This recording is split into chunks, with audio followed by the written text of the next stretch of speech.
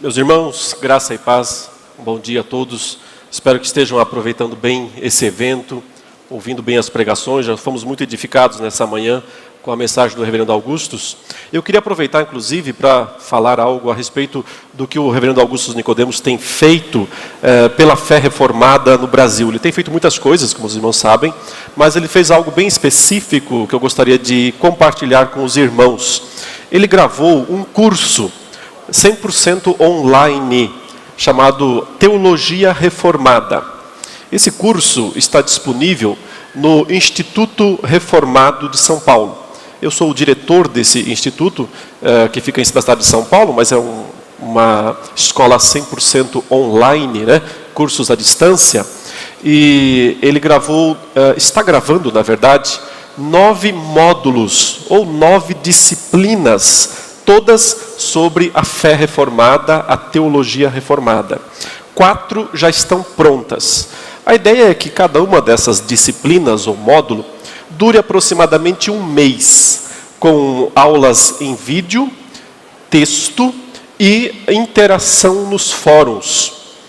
4 já estão prontas, mais 5 ainda serão gravadas por ele.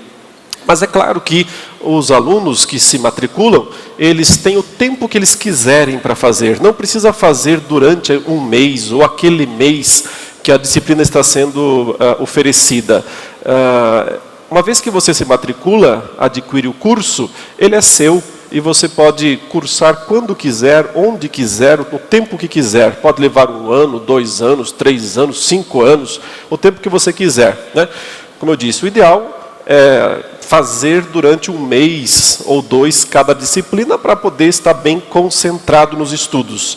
Mas cada um é cada um, tem o seu tempo, tem a sua disposição. E então, se você quer mais informações sobre esse programa, esse projeto, você tem que entrar no site. É o site institutoreformado.com.br. institutoreformado.com.br. Lá não tem apenas esse curso, Teologia Reformado, do reverendo Augustus. Nós temos mais 3 cursos completos, né? Teologia sistemática, teologia bíblica e teologia pastoral. Bíblica e sistemática estão mais ao meu encargo, e pastoral é com o reverendo Sérgio Lima, né? Então, esses 4 cursos no total: sistemática, bíblica, pastoral e teologia reformada. Quem se matricular no Teologia Reformada, nos outros também, mas eu quero falar mais desse por causa da presença do reverendo Augustus aqui nessa manhã, pode se matricular em disciplinas avulsas, uma das 4 já prontas, ou as 5 que ainda virão, ou pode fazer o curso completo, escolher todas elas. O custo de cada disciplina é R$50, o custo de cada disciplina. Se você fizer as 9, se matricular nas 9, nós vamos enviar 4 livros gratuitamente. 3 são dele, do reverendo Augusto, os comentários de 1 João, 2 João, Judas e o livro Mantendo a Igreja Pura, e sempre um livro adicional de bom nível que nós oferecemos, inclusive com frete. Você recebe tudo na sua casa, esses livros gratuitamente. E mais o e-book também do reverendo Augustus, aquele e-book Apóstolos, do livro dele Apóstolos. Então, vale a pena, até porque mais da metade aí desse valor seriam só os livros que os irmãos receberão se inscreverem. As disciplinas avulsas não tem como enviar os livros nesse caso. Mas pode dividir o curso completo em 9 vezes, né, no cartão, se quiser, se precisar. Então, entra no site depois e veja essas informações. Rapidamente, ainda eu queria falar sobre os livros, né? Eu estou falando sobre Gálatas aqui nesta conferência, e eu escrevi esse texto chamado Exposição de Gálatas, onde, não só o que eu estou falando aqui, mas uma exposição, versículo por versículo, da carta inteira. Está aqui em formato de um manual de estudos. Então, se você quiser adquirir, eu trouxe, está disponível lá na livraria, também por valor muito acessível. O outro material que eu gostaria de mostrar é esse também que eu escrevi, chamado Introdução às Doutrinas da Graça. Aqui você tem sim um manual básico das principais doutrinas da fé reformada, ou as doutrinas da graça. Também está disponível. E um material que é a minha área mais específica de estudos, como alguns sabem, né? A grande batalha escatológica. Meus estudos se concentram principalmente no livro de Apocalipse. Então, esse material também eu trouxe disponível. E me pediram para falar, também está aí na livraria, da trilogia que eu escrevi com o nome L.L. Wurlitzer, né? Isso aqui é meu nome de mãe, Wurlitzer é meu sobrenome de mãe, L.L. é Leandro Lima. As Crônicas de Olam, são 3 volumes, o volume 1, o volume 2 e o volume 3, um pouquinho mais grosso. Esse material é uma ficção, uma fantasia, estilo Crônicas de Nárnia, estilo Senhor dos Anéis, algo dessa natureza, né? Aqui é uma história baseada no mundo bíblico antigo, na literatura hebraica, e eu trabalho aqui os 4 pilares, né, da cosmovisão reformada: criação, queda, redenção e consumação. Ao longo do livro, esses 4 pilares, eles são os fundamentos da história, né? Se quiserem, está disponível também. Foi publicado pela editora Fiel, com o selo da Tolkien Publicações. Chega de falar de livros. Muito bem, meus irmãos, vamos abrir a palavra de Deus na carta de Paulo aos Gálatas, capítulo 3.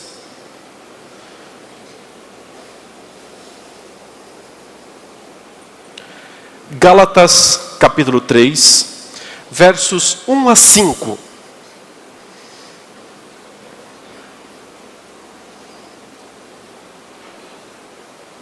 Assim diz a palavra de Deus: Ó Gálatas insensatos, quem vos fascinou a vós outros, ante cujos olhos foi Jesus Cristo exposto como crucificado? Quero apenas saber isso de vós. Recebestes o Espírito pelas obras da lei ou pela pregação da fé?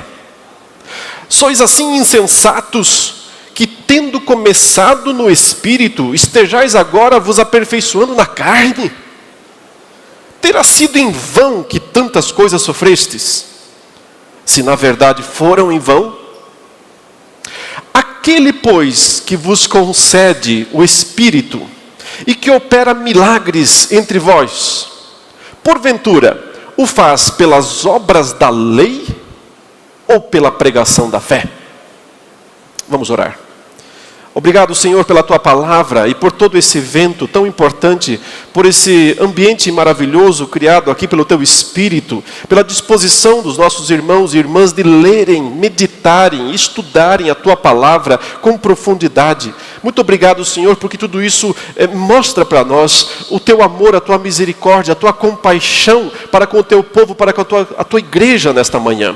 E nós te suplicamos que Tu nos ilumines ainda mais, para que nós possamos compreender a Tua palavra. Uma compreensão que não fique apenas na nossa mente, que não seja algo meramente intelectual, conhecimento adquirido, mas uma compreensão que se traduza em prática, em mudança do nosso pensamento, dos nossos sentimentos e das nossas ações. Sim, ó Deus, nós queremos experimentar a poderosa obra do Teu Espírito em nossas vidas, que produza as transformações necessárias para que o Teu nome seja glorificado através das nossas vidas. Toma em Tuas mãos cada coração, cada mente e subjuga-nos na Tua presença para a Tua própria glória, para a edificação do Teu povo. É o que nós te suplicamos, em nome de Jesus Cristo. Amém. Queridos, nós vamos então concentrar a exposição nesses 5 versículos, que notem, são 5 perguntas que o apóstolo Paulo faz para os Gálatas, considerando que eles, como nós falamos ontem, estavam flertando, mais do que isso na verdade, estavam se deixando levar, se convencer por aquela pregação seletivamente legalista daquele grupo de cristãos, pregadores do Evangelho, que tinham se convertido, mas que antes eram da seita dos fariseus. E que ao virem para a igreja, trouxeram consigo todos aqueles costumes judaicos, principalmente aqueles 3 costumes que nós enfatizamos, a circuncisão, a dieta judaica e o calendário, né, as datas festivas e religiosas do judaísmo, e tentaram impor essas regulamentações para os novos convertidos gentios. O apóstolo Paulo, Barnabé, e os seus aliados resistiram fortemente a isso, e briga de fato aconteceu, briga da boa, né? Nós vemos lá em Atos 15 essa discussão fortemente estabelecida, até que se chega a uma decisão que ela é favorável ao apóstolo Paulo, mas que não resolveu todos os problemas, né? Eles continuaram de alguma maneira, porque os pregadores judaizantes continuaram insistindo no ponto deles, né? E o apóstolo Paulo teve então que escrever esta carta, que é provavelmente a mais antiga carta que ele escreveu, junto talvez com 1 Tessalonicenses. São provavelmente, alguns colocam Tiago também nessa história, mas são provavelmente os dois documentos mais antigos do Novo Testamento. Eles são mais antigos, inclusive, do que os evangelhos. Esse texto que Paulo escreveu aos Gálatas, eu acredito que seja o mais antigo texto do Novo Testamento. É realmente a carta fundamental em termos de compreensão do evangelho que a igreja primitiva pregava e dos desafios que ela teve que enfrentar a partir desse embate, né? Tanto com o mundo judaico e depois também com o mundo gentílico. Mas, queridos, eu não consigo ajudá-los a compreender essas 5 perguntas que o apóstolo Paulo faz aqui nesses 5 versículos, sem recapitular um pouco a história. Então, eu terei que pedir a sua paciência para me acompanhar na leitura anterior. Eu vou precisar ler o texto do capítulo desde o 1 e parte do 2, e eu farei breves apontamentos, que não deve tomar mais do que uns 10 minutos, para que então em seguida eu possa retornar aqui ao capítulo 3 e então entender essas perguntas. Por isso eu queria que você fosse lá no início, no capítulo 1, a partir do versículo 10. Note, ontem nós expomos os versículos 1 a 9. O dilema surgido, por que Paulo estava tão nervoso, por que é que ele chama os Gálatas, mostra a sua indignação com eles, porque eles estavam abandonando Deus, né, o chamador deles na graça, para um evangelho que Paulo diz que não era outro evangelho, mas era um evangelho com acréscimos destrutivos, perigosos. Então no verso 10, ele continua dizendo o seguinte: porventura procuro eu agora o favor dos homens ou o de Deus? Ou procuro agradar a homens? Se agradasse ainda a homens, não seria servo de Cristo. Por que ele fala isso aqui? Porque ele estava sendo acusado de ser o liberal da história. Já que até então, sempre que um gentio, quando ele se convertia ao judaísmo, ele tinha que, além de ser batizado, ser circuncidado também, observar a dieta, o calendário e outras leis também, mas essas 3 principais sempre estavam, esses 3 pacotes, digamos, sempre estavam na frente. Porque agora ele está dizendo que os gentios não precisam mais fazer isso. Então, provavelmente os judaizantes, eles diziam, é porque ele quer agradar as pessoas, é porque ele quer multidões, é porque ele quer pregar um evangelho fácil, é só fé, é só crer, não precisa fazer nada, entendeu? Por isso ele prega esse evangelho fácil, ele quer multidões, ele quer dinheiro, ele quer popularidade, por isso ele prega um evangelho para agradar as pessoas. E Paulo se defende aqui dizendo, se eu quisesse agradar as pessoas, eu não tinha tomado pedradas lá na Galácia. Eu não estaria aqui sofrendo tudo que eu sofri, né? Se eu quisesse agradar pessoas, eu não poderia ser um servo de Deus. Então esse é o ponto do verso 10. Mas então no verso 11, ele recapitula a história. Porque ele quer mostrar que não está tentando agradar homens, que não está pregando um evangelho fácil, barato. Ao contrário, que ele está pregando o evangelho da graça, que ele não inventou, que ele não criou do nada, mas que é uma ordem direta de Jesus Cristo. Verso 11 diz, faço-vos, porém, ir saber, irmãos, que que o evangelho por mim anunciado não é segundo o homem, porque eu não o recebi, nem o aprendi de homem algum. De quem ele está falando aqui? Outra vez, né? Provavelmente diziam que ele tinha sido discipulado por Barnabé, que já era um discípulo de segunda geração, por assim dizer. Não é verdade, porque o Barnabé estava desde o começo. Mas ele não é um dos apóstolos originais. Então, foi o Barnabé que comissionou Paulo. Não foi Pedro, percebe? Não foi João, não foram um dos 12 ou 11, né? Depois com Matias também. Mas alguém já fora, de certa forma, do grupo principal, que foi lá e o pegou, e que o trouxe para Antioquia, e que o discipulou. Então, a conversa popular, na língua pequena, na boca pequena, era... deve ter sido Barnabé que ensinou ele essas coisas.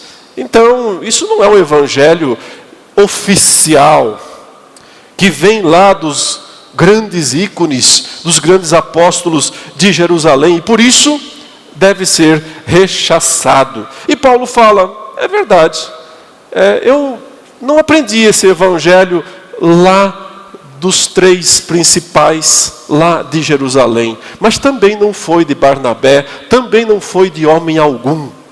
Eu recebi essa revelação diretamente de Jesus. Então, eu não o recebi, nem o aprendi de homem algum, mas mediante revelação de Jesus Cristo. E então ele conta a sua história. Porque ouvistes, verso 13, qual foi o meu proceder outrora no judaísmo? Como sobremaneira perseguia a igreja, a igreja de Deus, e a devastava.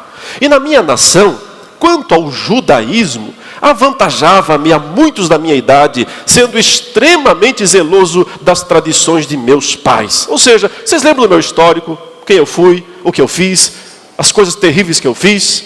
Então, por que vocês acham que eu estou querendo agradar pessoas agora? Uma transformação verdadeira aconteceu comigo. Esse é o ponto que ele quer destacar. E ele destaca isso nos versos 15 e 16.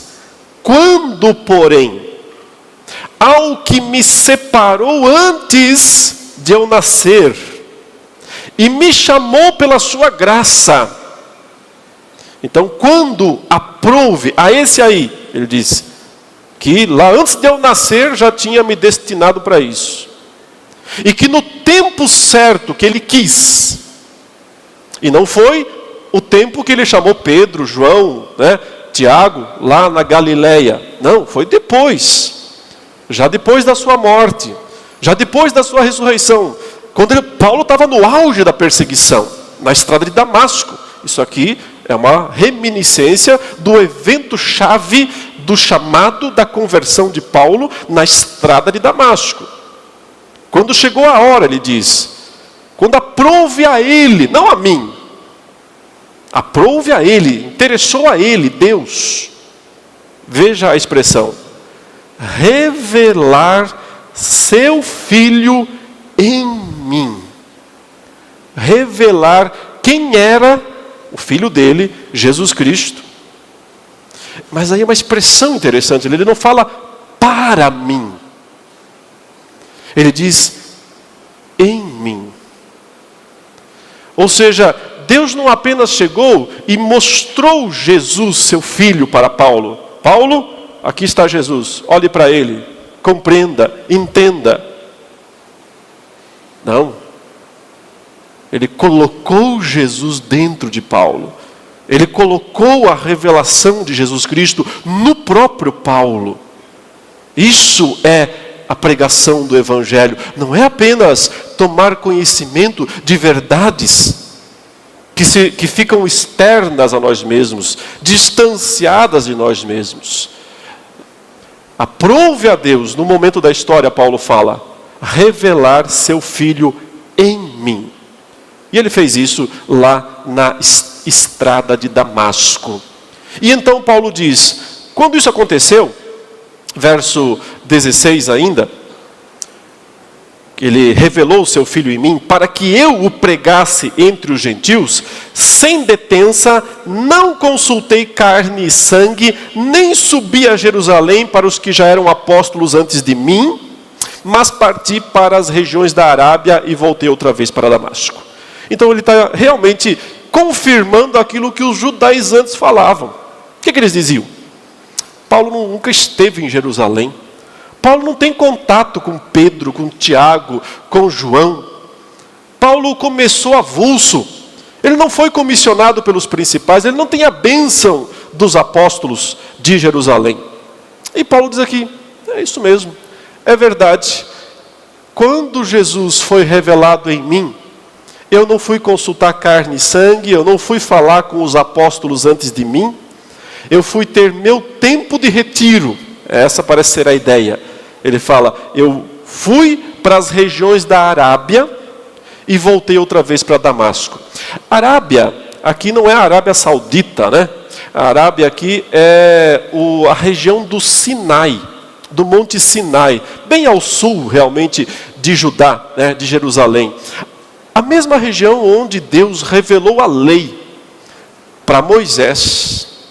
O apóstolo Paulo vai para essa região, também onde Elias, tempos antes, recebeu uma nova revelação de Deus, quando Deus se mostrou para ele de uma maneira nova, né? E o apóstolo Paulo vai para essa mesma região, e lá é provavelmente o lugar onde Jesus deve ter aparecido para ele, porque ele diz que, sim, ele recebeu essa revelação diretamente de Jesus, e deve ter sido instruído a respeito do evangelho da graça, que descarta todo tipo de legalismo ou de observâncias judaicas. Foi ali que Paulo entendeu que aqueles pontos da lei que foram necessários, úteis no passado, porque eles funcionavam como tipos de Cristo, como Paulo vai usar a expressão em Colossenses 2, sombra de Cristo, agora não existem mais porque Cristo já veio.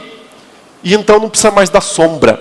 Não precisa mais do que o prefigurava, se ele já está pessoalmente aqui. Paulo entendeu isso, provavelmente nesse período aí de 3 anos, que é o que ele diz, né? Decorridos 3 anos, verso 18. Então subi a Jerusalém. Então, só 3 anos depois da sua conversão na estrada de Damasco, do seu retiro espiritual lá na Arábia, do seu retorno para Damasco, novamente, é que ele vai finalmente a Jerusalém conversar com Pedro, Tiago e João. Aqui primeiro com Pedro, né? Ele vai ter a primeira conversa com o apóstolo Pedro. Ele está, portanto, mostrando que, de certa maneira, ele também teve os seus 3 anos com Jesus, né? Porque os apóstolos anteriores passaram 3 anos com Cristo na Galileia, na Judéia, ouvindo Cristo pregar. Paulo não teve isso, mas teve, de certa forma ele teve, porque ele também teve esses 3 anos de preparação em que o Senhor, nesse período, revelou a verdade plena, completa do Evangelho, o mistério, Paulo fala, que estivera oculto dos tempos e das gerações, mas que agora foi manifestado. Quando Paulo fala do mistério do Evangelho, e ele diz que ele é o portador desse mistério. Aqui Paulo não está sendo nem um pouco humilde, né? Nesse sentido, ele fala, eu sou o cara para quem Deus deu a revelação do mistério, que esteve oculto no passado, mas agora está plenamente revelado. Eu sou o instrumento dessa revelação. Que mistério é esse? É justamente o assunto de Gálatas e de todas as cartas paulinas. O fato de que os gentios, os estrangeiros, quando se convertem à fé cristã, estão dispensados de todo o legalismo, de toda a prática mística ou legalista oriunda do judaísmo, e podem sim viver pela fé, pela graça, com o poder do Espírito de Deus. Esse é o resumo do que Paulo chama o mistério, que ele foi o portador da revelação de. Então veja, Mas 3 anos depois, ele vai a Jerusalém, sim, o texto diz, para avistar-me com Cefas, Pedro, né, o nome aramaico de Pedro, Cefas. E permaneci com ele 15 dias. E não vi outro dos apóstolos, senão Tiago, o irmão do Senhor. Esse Tiago não é o Tiago, irmão de João, o Tiago, filho de Zebedeu, que já tinha morrido nessa altura. Esse Tiago aqui é o meio-irmão de Jesus. Aquele que escreveria também uma das cartas mais antigas do Novo Testamento, a Epístola de Tiago. E ele se tornou, em Jerusalém, um dos principais pastores da igreja de Jerusalém e foi considerado também apóstolo. Note, também um apóstolo tardio nesse sentido. Mas Paulo, quando fala sobre o seu chamado apostólico, no capítulo 15 de 1 Coríntios, ele faz questão de dizer que Jesus apareceu para ele, mas também para Tiago. Apareceu para Tiago e depois para mim. Essa aparição de Jesus, naquele período, posterior à ressurreição, é que é a marca fundamental do apostolado. Uma pessoa só pode querer ser e ser reconhecida como um apóstolo se ela tiver visto Jesus vivo, ressuscitado, naquele período logo após a ressurreição. Tiago viu, Paulo também. O último deles, Paulo fala, o último, o nascido fora do tempo. Eu sempre falo, então até de brincadeira, mas com um pouco de seriedade, que qualquer pessoa hoje em dia pode sim reivindicar para si o título de apóstolo, pode. Eu sou apóstolo, legal. Vamos então fazer um teste, para ver se você é mesmo um apóstolo ou não. E o teste é muito simples. É o teste do RG. É só mostrar o RG. Se no seu RG, ou de qualquer pessoa que quer ser um apóstolo hoje, a data de nascimento for anterior ao ano 30 do primeiro século, tem possibilidade.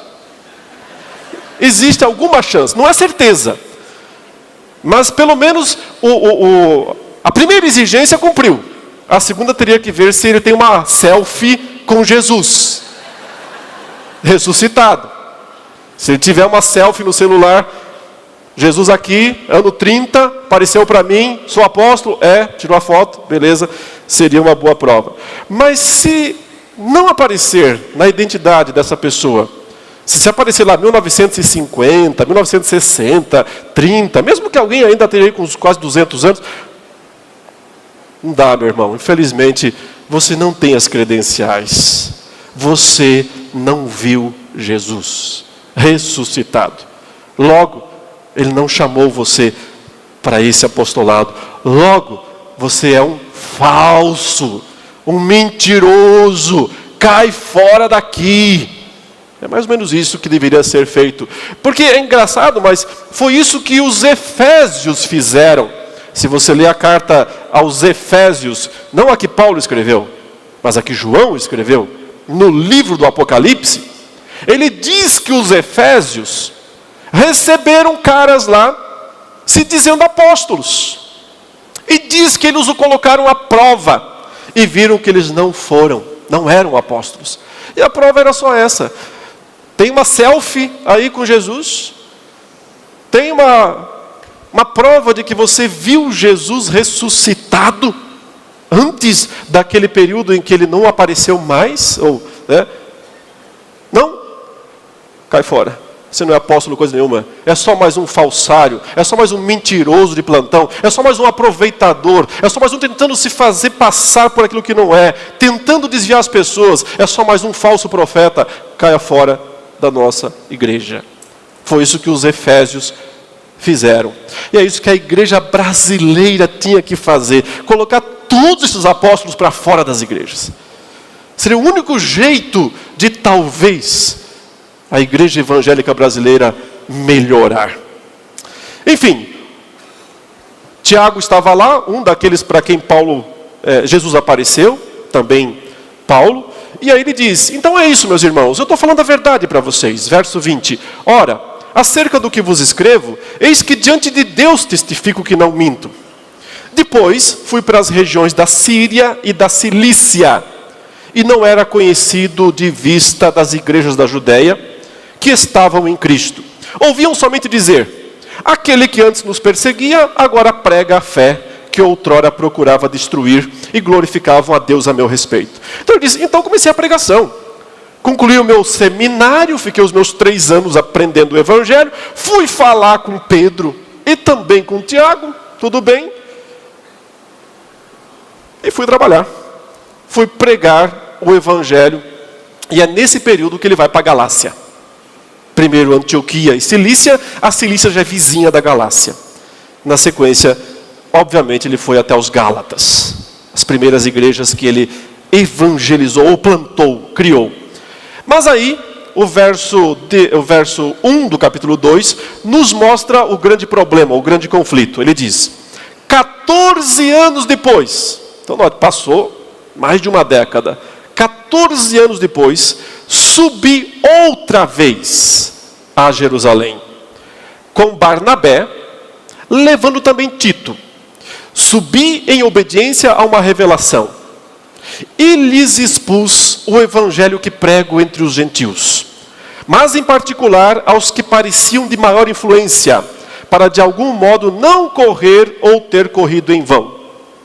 Contudo, nem mesmo Tito, que estava comigo, sendo grego, foi constrangido a circuncidar-se. E isto, olha aí o problema, por causa dos falsos irmãos, que se entremeteram com o fim de espreitar a nossa liberdade que temos em Cristo Jesus e reduzir-nos à escravidão, aos quais nem ainda por uma hora nos submetemos, para que a verdade do Evangelho permanecesse entre vós. Então essa descrição aqui se encaixa perfeitamente com aquele texto de Atos 15 que nós lemos ontem. Paulo foi a Jerusalém, ele queria conversar com os 3, Pedro, Tiago e João, mas quando chegou lá, os judaizantes caíram em cima dele, e vieram com aquela pregação, tem que circuncidar os gentios, eles precisam guardar a nossa dieta alimentar, eles precisam obedecer o calendário da nossa fé, e mais leis que sejam possíveis. Eles faziam isso, e o apóstolo Paulo diz aqui que ele não aceitou, ele os resistiu de cara. E isso se encaixa com a descrição lá do capítulo 15, que houve contenda, discussão feia entre o grupo dos judaizantes e o grupo de Paulo e de Barnabé. Mas no final, o que acontece? É um relato de Paulo aqui. Ele diz, no final, Pedro, Tiago e João, nenhum deles foi contra o que eu pregava. E se você lê Atos 15, você vê o pronunciamento de Pedro dizendo, Paulo está certo. Não vê João porque ele não se pronuncia, mas vê Tiago falando, Paulo está certo. Então no final, os apóstolos de Jerusalém, é isso que Paulo está dizendo, concordaram que eu sou o portador do mistério do Evangelho, aquele que veio para trazer a revelação plena de que os gentios não precisam se submeter a nenhum tipo de obediência legalista, mas são salvos pela fé e devem continuar a vida de santidade pela fé. Essa é a ideia específica. Só para ler então o finalzinho, ele diz, e quanto àqueles, verso 6, e quanto àqueles que pareciam ser de maior influência, quais tenham sido outrora, não me interessa, Deus não aceita a aparência do homem. Esses, digo, que me pareciam ser alguma coisa, nada me acrescentaram. Antes, pelo contrário, quando viram que o evangelho da incircuncisão me fora confiado, como a Pedro o da circuncisão, pois aquele que operou eficazmente em Pedro para o apostolado da circuncisão, também operou eficazmente em mim para com os gentios, e quando conheceram a graça que me foi dada, Tiago, Cefas e João, que eram reputados colunas, me estenderam a minha Barnabé a destra de comunhão, a fim de que nós fôssemos para os gentios e eles para a circuncisão. recomendando-nos somente que nos lembrássemos dos pobres, o que também me esforcei por fazer. O ponto é esse. Ninguém lá me acrescentou coisa nenhuma. Eles entenderam que o evangelho que eu pregava estava correto. Eu saí de lá alegre, feliz, só com uma recomendação, ele diz: lembrar dos pobres. E aqui não é lembrar dos pobres genericamente, como a gente pensa às vezes, que ele tinha que ficar em cada lugar vendo, tem pobres aí, como é que eu ajudo? Aqui é uma recomendação específica para que Paulo se lembrasse dos pobres de Jerusalém. Porque Jerusalém já estava passando por muita fome e carestia naqueles dias. E o apóstolo Paulo então iria para os gentios, igrejas seriam plantadas em todo o Império Romano. E aí seria justo que os filhos ajudassem a mãe, seria essa a ideia. E você percebe Paulo sempre fazendo isso.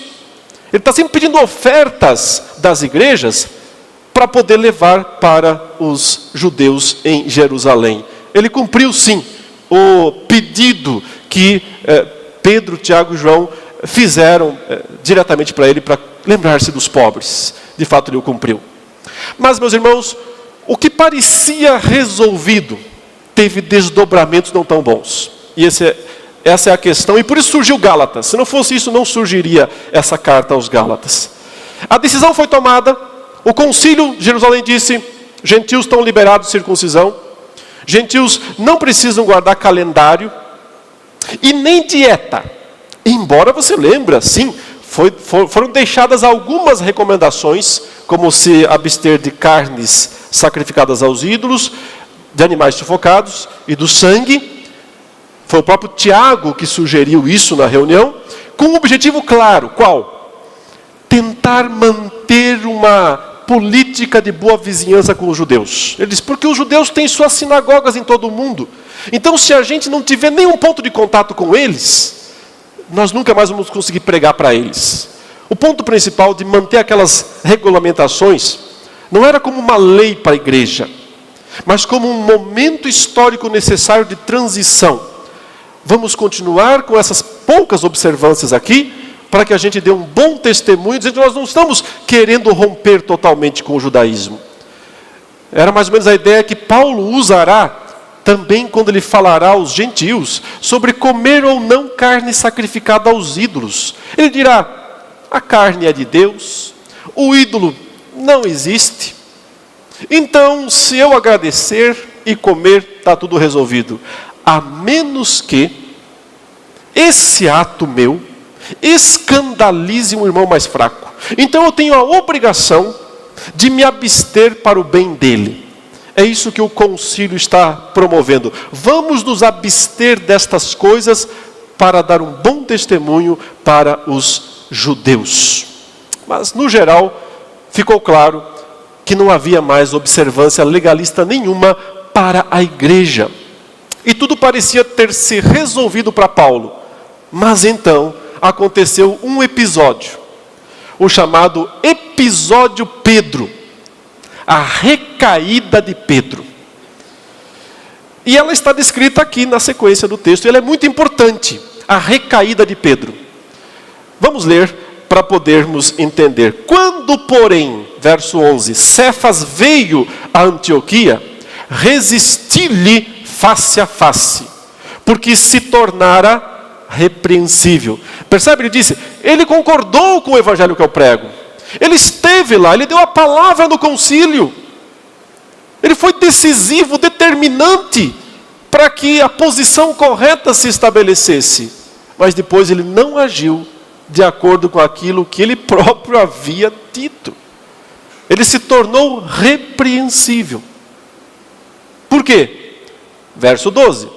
Com efeito, antes de chegarem alguns da parte de Tiago, comia com os gentios. Quando, porém, chegaram, afastou-se. E, por fim, veio a apartar-se, temendo os da circuncisão. E também os demais judeus dissimularam com ele, a ponto de o próprio Barnabé ter se deixado levar pela dissimulação deles.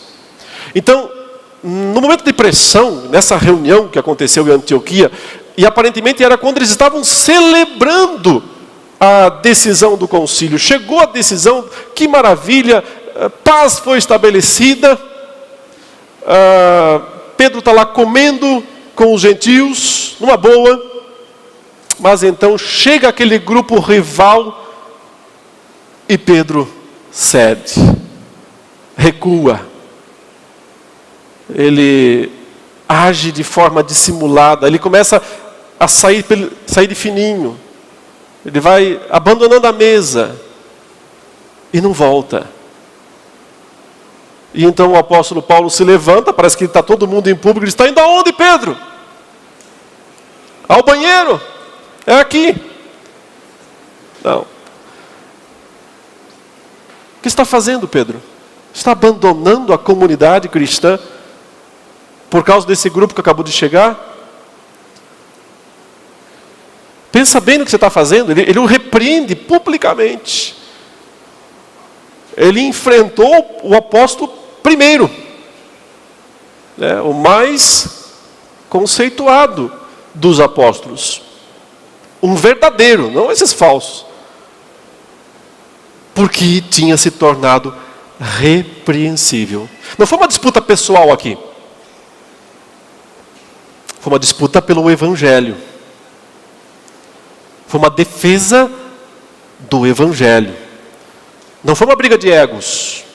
Tanto é que ela se resolve. E se resolve tão bem que, anos depois, quando Pedro escreve a sua carta, ele menciona Paulo na sua carta. E bem.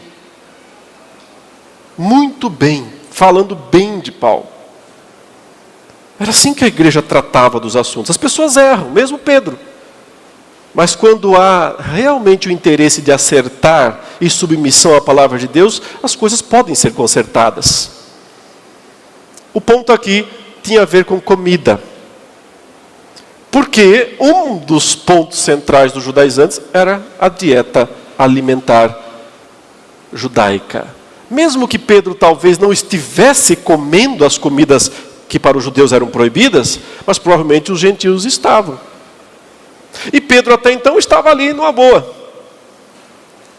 Mas então quando esse grupo chega, Pedro se assusta, se afasta, a confusão se estabelece, e note como Paulo está sentido com isso, porque ele diz, e até Barnabé me abandonou. Isso foi demais, porque o Barnabé era o braço direito, era o fiel escudeiro, aquele que estava sempre lutando pela mesma causa, foi por tudo com ele. E naquele momento Paulo diz, fiquei só eu.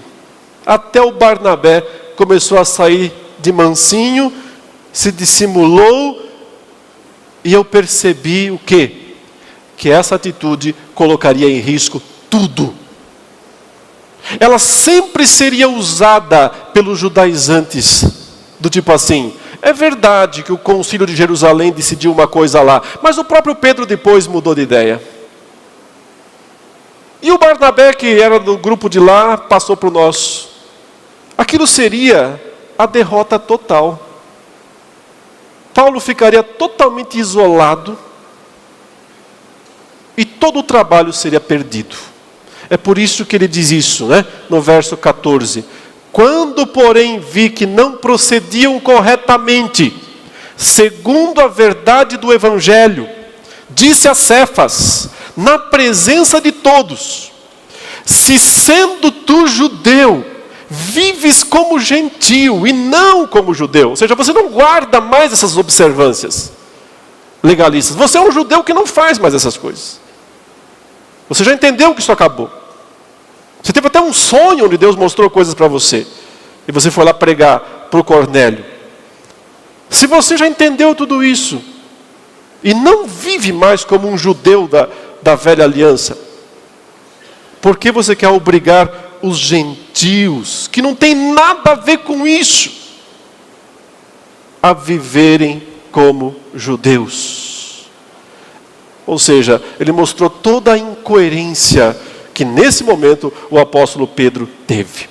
Mas esse ponto é muito importante, meus irmãos, justamente para você entender porque Paulo escreve Gálatas. Ele tinha que explicar essas coisas todas. Tinha boato demais, para lá, para cá, gente demais falando, conversa cruzada, linha cruzada, conversa atravessada. Os judaizantes estavam pegando pesado contra Paulo. Em algum momento diziam, Pedro está conosco, Tiago está conosco, até o Barnabé ficou do nosso lado. E então Paulo teve que escrever essa carta com tantas informações pessoais e históricas, porque ele está lutando pelo Evangelho. E essa carta, ela foi decisiva nesse sentido, para que a verdade do Evangelho prevalecesse. Tanto o que ele fez lá em Antioquia, que deve ter sido um momento de pressão terrível, enfrentar Pedro publicamente, quanto o registro depois, foram atos de Deus para garantir que você hoje aqui tivesse o Evangelho da graça disponível, claro. Isso é providência de Deus. Deus usou esses momentos históricos aqui. E é por isso que nós temos a obrigação, sim, de entendê-los, de compreendê-los. Porque aqui nós percebemos, né, a providência de Deus na história da nossa fé. É Deus quem assegura, quem garante a nossa fé. Mas naquele momento Paulo fez uma pregação para Pedro e para quem estava ouvindo. Ele diz no verso 15, nós judeus, por natureza, e não pecadores dentre os gentios. Nós sabemos essas coisas, ou seja, não são os gentios que estão falando isso. Nós mesmos judeus, eu, você, João, Tiago, nós entendemos isso. Por que nós vamos querer agora reverter o que já foi decidido lá em Jerusalém? E aí vem a grande declaração, né, no verso 16. Sabendo, contudo, que o homem não é justificado por obras da lei, e sim mediante a fé em Cristo Jesus, também nós temos crido em Cristo Jesus, para que fôssemos justificados pela fé em Cristo, e não por obras da lei, pois por obras da lei ninguém será justificado. E aqui está um resumo do que nosso irmão reverendo Augusto pregou no primeiro sermão, né? Ele falou muito sobre isso. É pela fé que nós somos justificados.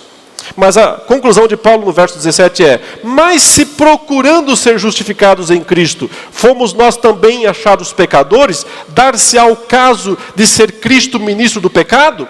Ou seja, vocês acham que eu prego o evangelho fácil? Que eu estou anunciando que não tem mais observâncias legalistas a serem seguidas? Então quer dizer que cada um faz o que quiser? Como assim? Cristo é ministro do pecado? Lógico que não. Então o pecado é o inimigo. E continua sendo. E sempre será. A luta continua nesse sentido contra o pecado. Mas eu não posso, ele diz, destruir aquilo que eu edifiquei. Ele está dizendo para Pedro, nós já construímos esse prédio, Pedro. Agora nós vamos destruir esse prédio. Se eu torno, né, a destruir isso, se eu torno a edificar aquilo que destruí, a mim mesmo me constituo transgressor. Nós já encerramos esse debate. Já ficou claro que não existem mais observâncias judaicas para os gentios. Agora nós vamos reconstruir tudo isso? Porque eu, mediante a própria lei, morri para a lei, a fim de viver para Deus. Estou crucificado com Cristo. Logo, já não sou eu quem vive, mas Cristo vive em mim. E esse viver que agora tenho na carne, vivo pela fé no Filho de Deus, que me amou e a si mesmo se entregou por mim. Não anulo a graça de Deus, pois se a justiça é mediante a lei, segue-se que Cristo morreu em vão. E aí vem as perguntas. Ó Gálatas insensatos, quem vos fascinou, ante cujos olhos foi Jesus Cristo exposto como crucificado? Note essa expressão, Gálatas insensatos, é pesada. É uma expressão dura. O termo literal é sem mente, sem miolos, os seus desmiolados. Vocês não têm inteligência? É isso que ele está falando em última instância. Não é nenhum palavrão, tá? Não se preocupe. Mas ele está dizendo, vocês não têm inteligência? Vocês são tapados dessa maneira, ignorantes dessa maneira. Quem E aí vem as 5 perguntas, né, meus irmãos, que eu chamo de as 5 perguntas que todo legalista deveria responder. Se puder. Se ele é cristão, de fato. 5 perguntas sem respostas para aqueles que querem fazer acréscimos ao Evangelho. E para aqueles que estão flertando com isso também. 5 perguntas que deveriam tentar responder e jamais conseguirão. Até conseguirão, mas vai ser uma resposta muito fraca. E contra eles mesmos, porque o que Paulo está fazendo aqui é voltar o assunto contra eles. É o que ele fez com Pedro há pouco. Se você é um judeu, mas vive como gentil, por que quer obrigar os gentios a viverem como judeus? Isso é uma pergunta de mestre. Porque você deixa o cara sem resposta, o que ele vai responder? Mas não tem resposta. E as perguntas que ele está fazendo aqui, de certa forma, são muito parecidas com essa. Mas a primeira é pesada. Ele diz: quem fascinou vocês, ante cujos olhos foi Jesus Cristo exposto como crucificado? Esse quem é uma indireta de Paulo aqui ao eles, que ele usa tantas vezes, aqueles aí. Quem fascinou, mas a palavra fascinar, ela é uma palavra pouco usada no Novo Testamento, mas ela é usada na literatura secular grega. E ela significa enfeitiçar. E é um feitiço nos olhos. Um feitiço posto nos olhos. Uma correlação que a gente poderia usar hoje seria uma espécie de uma hipnose. A ideia de hipnotizar alguém. Só que, para aqueles dias, isso era realmente uma coisa de magia, uma coisa maligna. Então ele diz: quem jogou esse feitiço nos olhos de vocês? É uma força de expressão, não está falando isso literalmente, entenda. Né? É um argumento retórico, uma força de expressão. Quem jogou esse feitiço nos olhos de vocês? Porque é o seguinte: antes, os olhos de vocês estavam na cruz.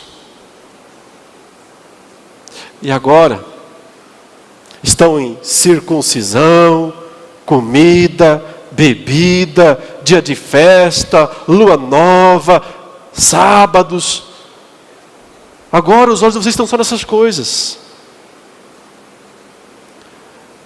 Então, vocês foram enfeitiçados por uma coisa maligna, que tirou os olhos de vocês do centro, do que é central. E vocês agora só enxergam o que é periférico. Irmãos, toda seita tem uma característica central, principal. Sabe o que é? A elevação de um ponto secundário e discutível da tradição, da fé cristã, para o centro. Você pega um costume, você pega uma prática, você pega uma observância, que geralmente é isso, obscura, discutível, mas aquele grupo pega aquilo e fala: isso aqui é o teste de fé. E se você não faz isso, você não é um cristão verdadeiro. Então pega uma coisa periférica e coloca no centro. Consequentemente, o que estava no centro vai para a periferia. O que está no centro? A pregação de Cristo crucificado. Note que Paulo coloca ênfase no: diante dos olhos de vocês, Cristo foi exposto crucificado. É uma imagem forte. Ou seja, pela minha pregação, porque Paulo está falando da pregação dele, na verdade, eu coloquei Jesus diante de vocês crucificado. E então vocês entenderam a importância da cruz, compreenderam que ela é o perdão dos pecados de vocês, e passaram a viver por isso. Glória a Deus. Mas então veio esse feitiço. Então veio esse fascínio. Que nos olhos de vocês, que antes viam Cristo crucificado, agora vocês não veem mais. Vocês só enxergam essas exigências absurdas que os legalistas seletivos, eu sempre falo seletivos, porque ninguém consegue exigir a guarda da lei inteira. E nem se atreve. São sempre pontos específicos que são trazidos para o centro e colocados como exigências máximas. No caso deles, eram esses 3 que eu já mencionei tantas vezes. Desviavam os olhos do centro para o periférico. Quem fez isso com vocês? Não foi Deus, é isso que Paulo quer que eles entendam. Por isso que eles não têm resposta. Não foi Deus quem fez isso. E se não foi Deus, o que vocês me dizem? Segunda pergunta. Quero apenas saber isso de vocês, ou de vós. Recebestes o Espírito pelas obras da lei ou pela pregação da fé? Aqui Paulo está sendo um pouco irônico no começo. Ele diz assim, eu quero aprender isso de vocês. Ele usa o termo ensinar, né? Ele diz assim, eu queria que vocês me ensinassem uma coisa. Eu já ensinei vocês, eu fui o mestre, eu cheguei ali, preguei, ensinei vocês, mas agora eu sou o aluno e vocês são os professores. Então me ensinem uma coisa. Ele está sendo irônico, sim. Porque está muito bravo, é verdade, com eles. Por tudo que eles estão sem mente fazendo, sem pensar, sem entender o que estão fazendo. Por isso ele usa esses recursos retóricos fortes. Me ensine uma coisa, pessoal. E aí, meus irmãos, vem uma parte importantíssima da carta aos Gálatas, que eu considero, inclusive, provavelmente a frase mais importante da carta, assim, o resumo da carta. Quando ele diz, recebestes o Espírito pelas obras da lei ou pela pregação da fé? Aqui, queridos, cada palavra dá para escrever um livro, cada palavra é importantíssima demais.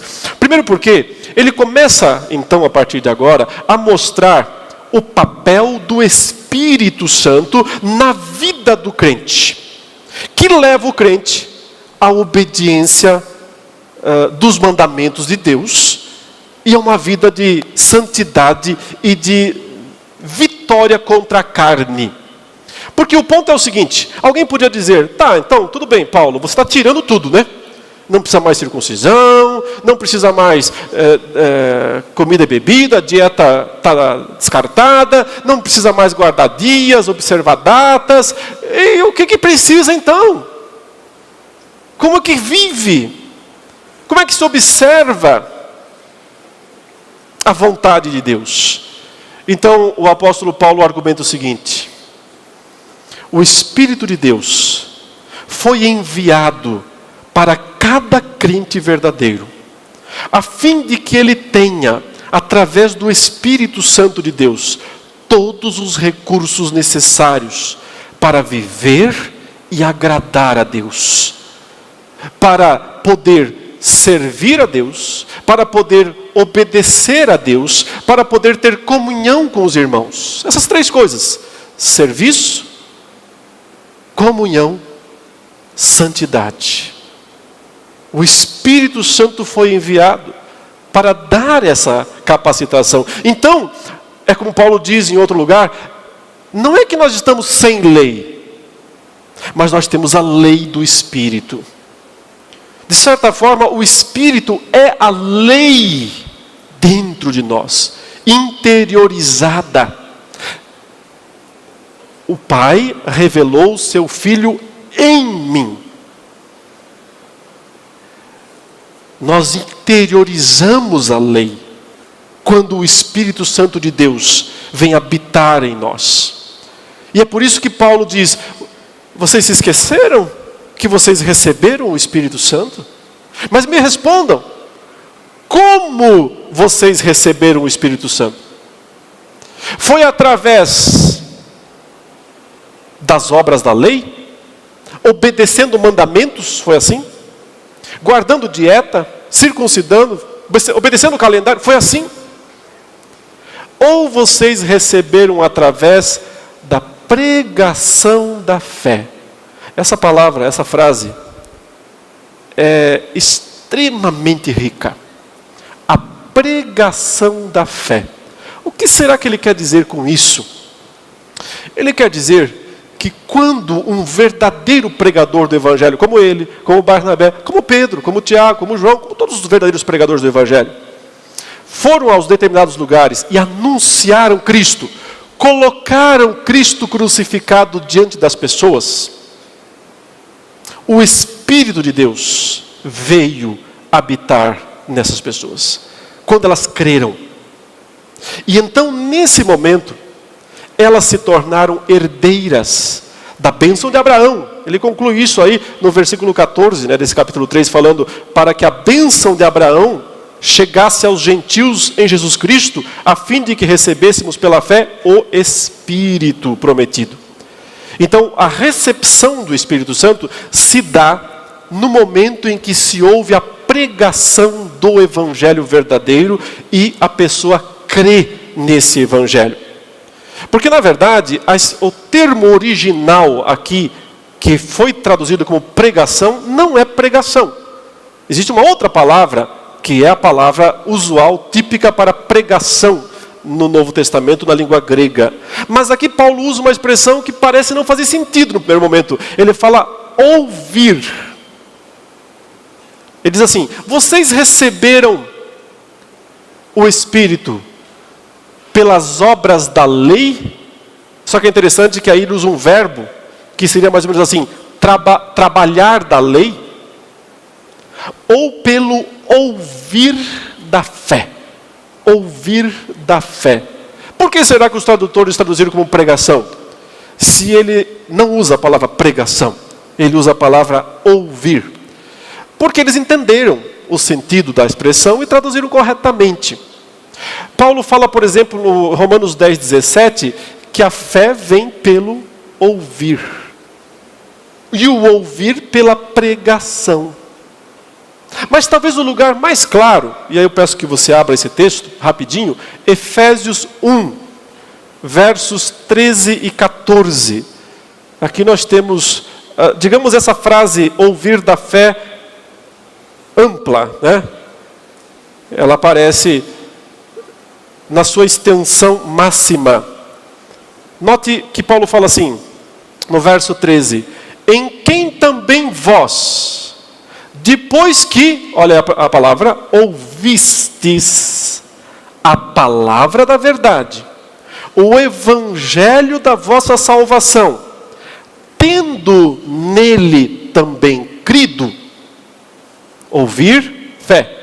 Então, vocês ouviram o evangelho, a pregação do evangelho verdadeiro, creram, tendo nele também crido, fostes selados com o Santo Espírito da promessa. É isso que significa pregação da fé, ou o ouvir da fé. E ele está dizendo o seguinte para os Gálatas: como é que foi que vocês receberam o Espírito? Obedecendo mandamentos legalistas? Ou porque vocês ouviram uma pregação verdadeira e fiel do Evangelho, creram, e então foram selados por esse Espírito?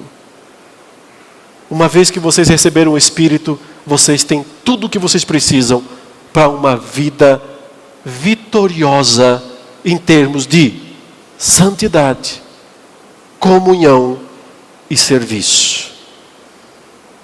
Portanto, a lógica de Paulo é: que história é essa de voltar a esses rudimentos? Voltar a esses aspectos antigos e ultrapassados? E então surge a terceira pergunta. Verso 3, Gálatas 3. Sois assim insensatos? Ele repete o termo. Acabou de chamar eles de insensatos. Gálatas insensatos. Mas agora ele pergunta para eles: vocês acham que vocês são ou não são? Vocês são ou não são insensatos? Que tendo começado no Espírito, estejais agora vos aperfeiçoando na carne? Essa pergunta é extraordinária, é igual aquela que ele fez para Pedro. Não deixa o sujeito sem resposta. Ele diz: como é que vocês começaram a vida cristã? Ouvindo a pregação do Evangelho, crendo nele e recebendo o Espírito Santo. 10. E agora como é que vive? Seguindo esse caminho, é essa a ideia. Continuando no Espírito. E não voltando a observâncias que são da carne. Seguindo na mesma toada, no mesmo caminho. Seguindo em frente, se aperfeiçoando no Espírito Santo. Porque vocês já têm o Espírito Santo. Vejam o capítulo 4, versículo 6, aí mesmo em Gálatas. Capítulo 4, verso 6, ele diz: e porque vós sois filhos, enviou Deus ao nosso coração o Espírito de seu Filho, que clama: Abba, Pai. De sorte que já não és escravo, porém filho, e sendo filho também herdeiro por Deus. Outrora, porém, não conhecendo a Deus, servis a deuses que por natureza não são. Mas agora que conheceis a Deus, ou antes, sendo conhecidos por Deus, como estáis voltando outra vez aos rudimentos fracos e pobres, aos quais de novo quereis ainda escravizar-vos? Guardais dias, meses, tempos, anos. Receio de vós, tenha eu trabalhado em vão. Percebe por que ele está falando isso? Vocês receberam o Espírito pela pregação da fé. Não foi pelas obras da lei. Se tornaram cristãos verdadeiros, espirituais. Foram batizados com o Espírito Santo quando creram. Quando ouviram a palavra do Evangelho. Receberam o poder do Espírito para poder viver em santidade, comunhão e serviço. E agora vocês querem voltar para aquilo do passado?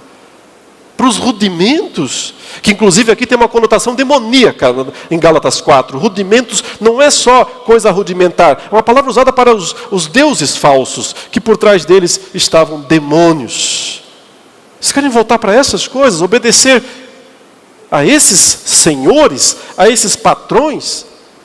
Mas vocês ficam guardando, ele fala, dias, meses, tempos. Ou seja, vocês estão ainda guardando o calendário judaico. Vocês não entenderam nada.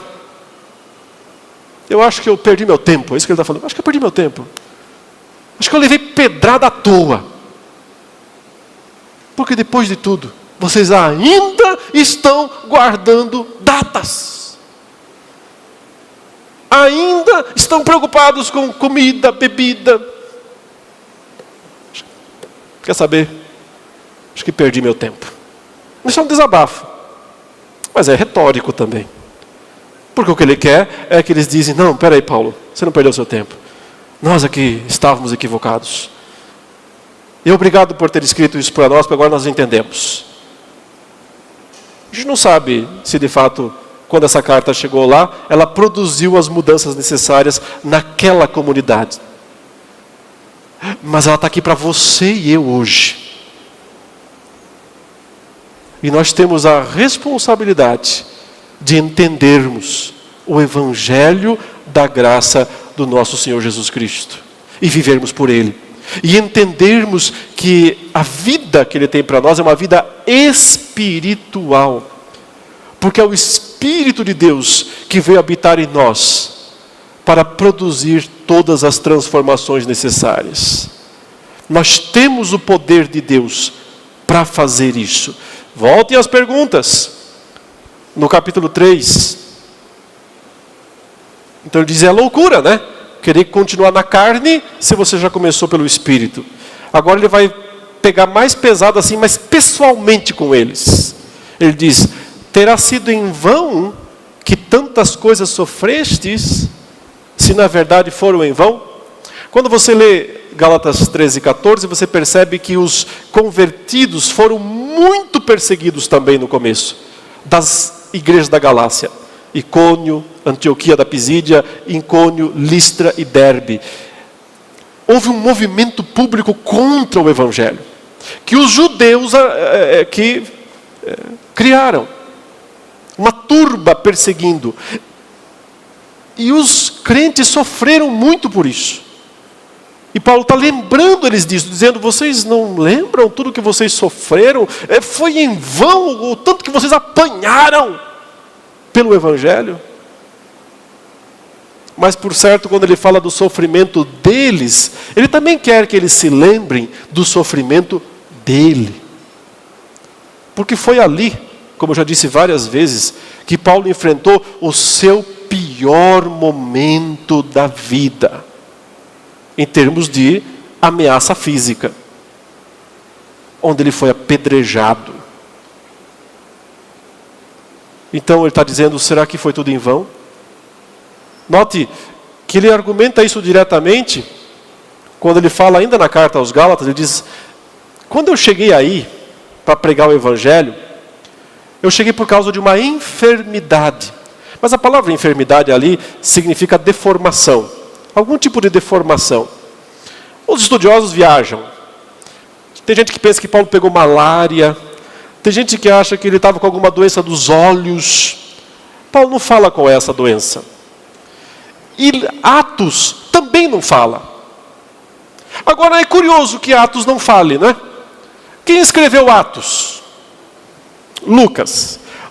O que Lucas fazia? Qual era a profissão de Lucas? Médico. Ele escreve o livro de Atos, narra toda a passagem de Paulo pela Galácia, e não dá uma palavra a respeito da malária que Paulo teve.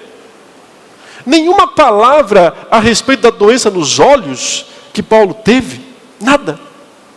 Não é estranho? Não é esquisito? Por que ele guardou o silêncio? Porque para mim ele não guardou o silêncio. Ele disse. Está falando do apedrejamento. Está falando do resultado do apedrejamento. Você imagine como é que Paulo estava fisicamente depois do apedrejamento. Agradável de ver? E ele diz: mas a minha aparência era para ser um escândalo para vocês. Mas vocês me receberam como um anjo, como o próprio Cristo Jesus. E ele então pergunta: por que isso acabou?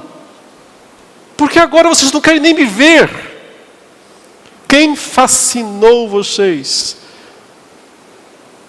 Quem enfeitiçou os seus olhos, que vocês não conseguem mais ver Cristo crucificado?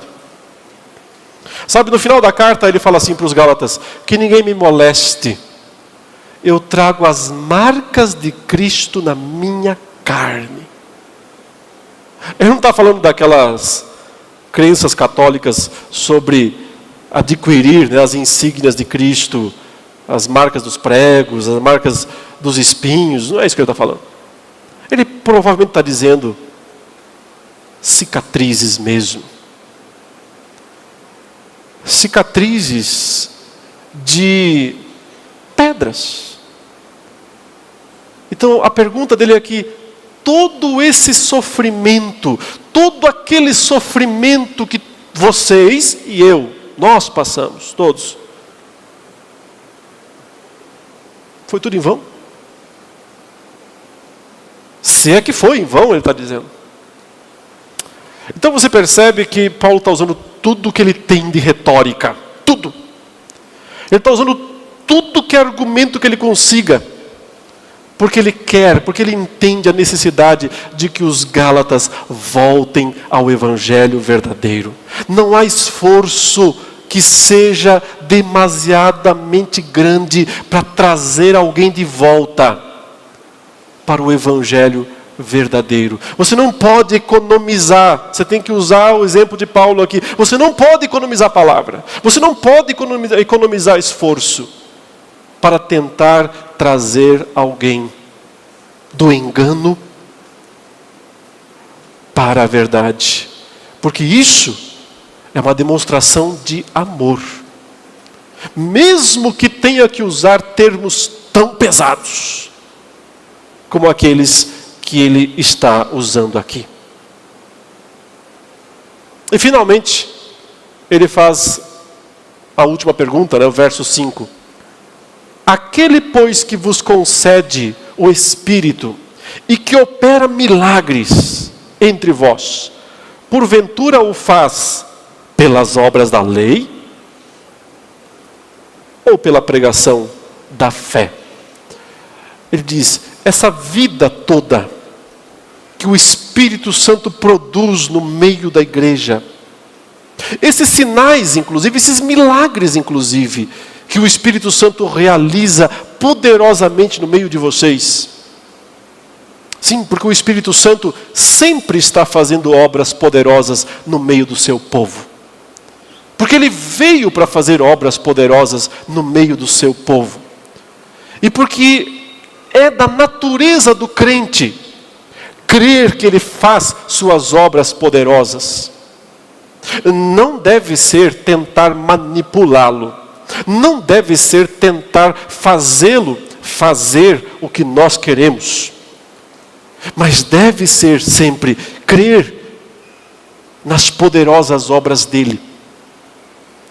Essas obras poderosas, Paulo está dizendo, que o Espírito Santo fez no meio de vocês. Inclusive milagres, porque Paulo curou um coxo em Listra. E foi lá, inclusive, que no primeiro momento eles acharam que ele fosse um deus grego. Não porque Paulo fosse bonito, mas porque ele tinha feito aquele sinal, aquele milagre, E chamaram Paulo de Hermes, E chamaram Barnabé de Zeus, ou Júpiter. É interessante essa confusãozinha, porque na verdade, na mitologia grega, o portador da palavra era sempre menor do que o que ficava lá atrás. Então, como Paulo é que pregava, falava, e o Barnabé ficava quietinho lá atrás, só olhando, observando, o pessoal dizia, o grandão é o outro. Por isso que falar demais às vezes não é bom, Você passa por... Eles fizeram essa confusão. Mas o ponto é que dessa cura poderosa é que resultou no apedrejamento de Paulo depois. Tudo começou ali.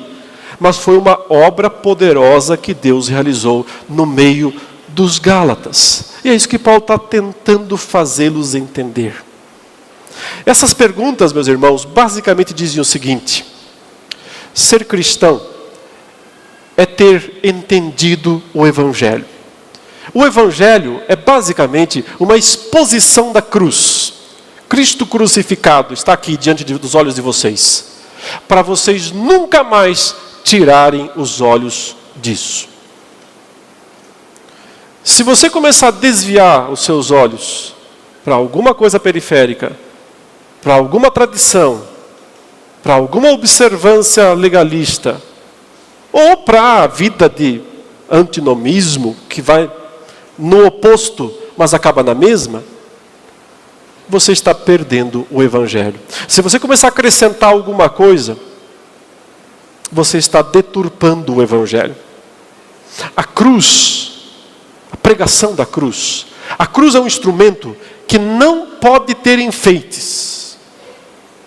Eu sempre brinco, Porque a gente vai nas igrejas por aí e vê cruz. Mas sempre o pessoal tem que colocar um enfeitezinho na cruz.